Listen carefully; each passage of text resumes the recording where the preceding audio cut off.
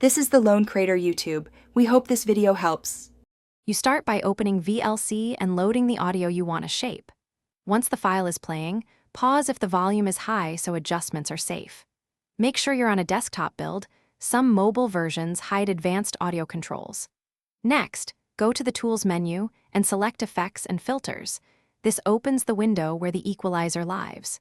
You're doing this now so you can hear immediate changes as you tweak bands and presets.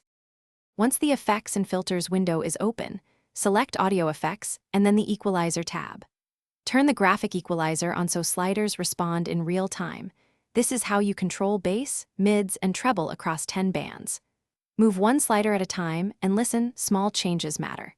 Use a preset like rock or vocal as a starting point, then refine by ear and save your custom curve under a name for quick recall next time you play similar content. When you're satisfied, close the dialog to apply changes and test with multiple tracks and volumes to ensure consistency.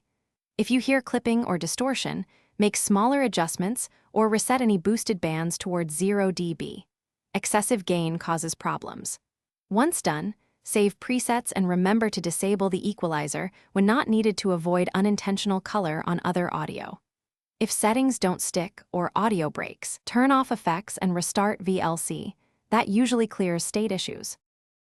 Thanks for watching. Consider subscribing if we helped you.